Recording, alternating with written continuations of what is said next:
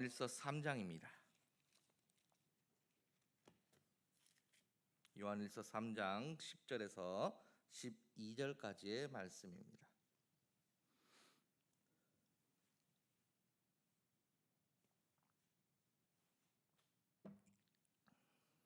요한일서 3장 10절에서 12절 교독 드리도록 하겠습니다. 제가 먼저 읽겠습니다. 10절로 12절까지입니다.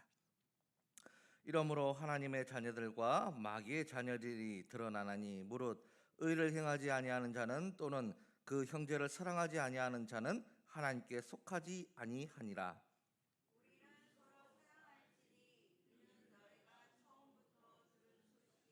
같이 읽겠습니다.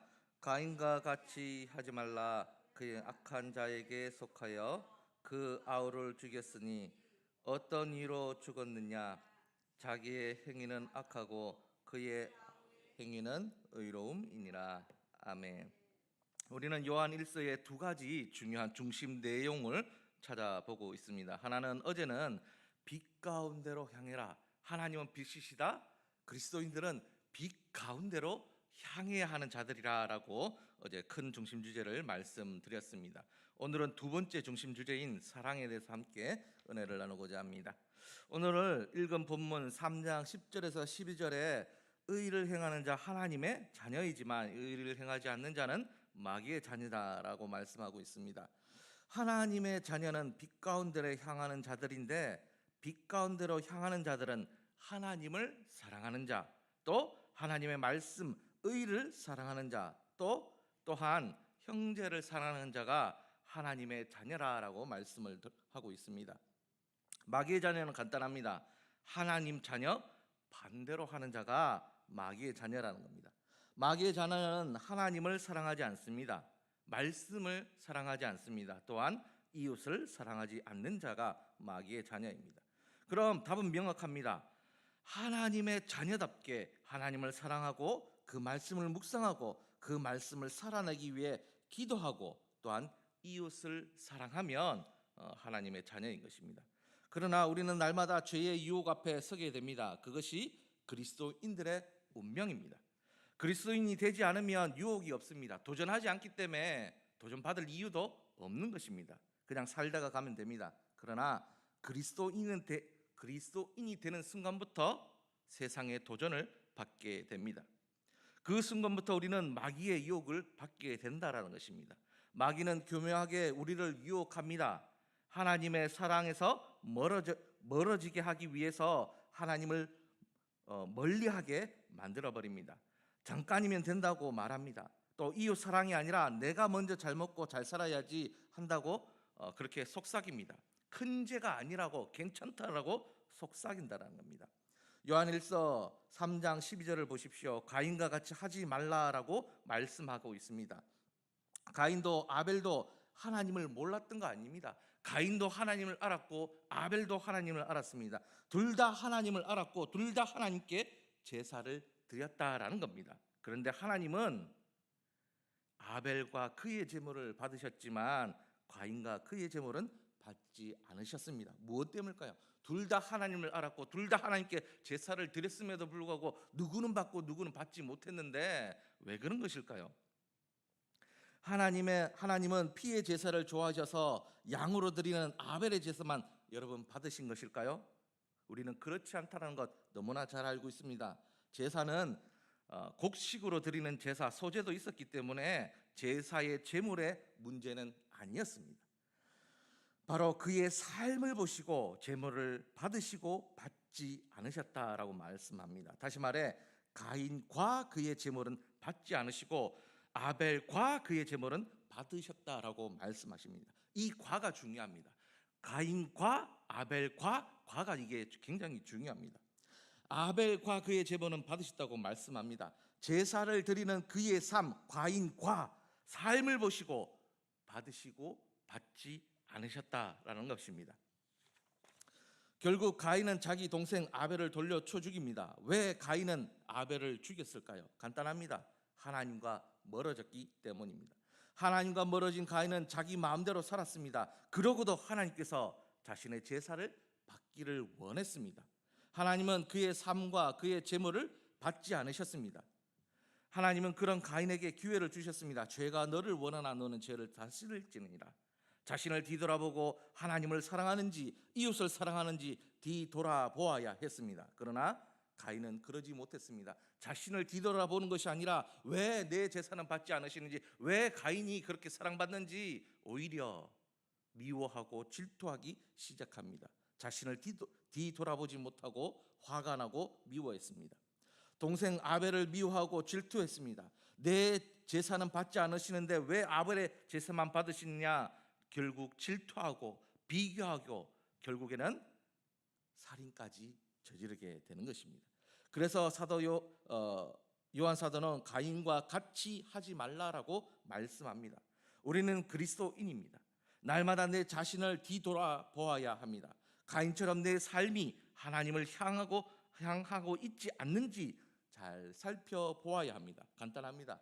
내 마음의 양심에 손을 얹고 내가 하나님을 사랑하는지, 말씀을 묵상하고 있는지, 말씀을 가까이 하고 있는지, 그리고 이웃을 사랑하고 있는지, 그것을 살펴보면 내가 하나님께로 향하고 있는지 향하지 않고 있는지를 알 수 있다라는 겁니다. 저 사람 미워하고 저 사람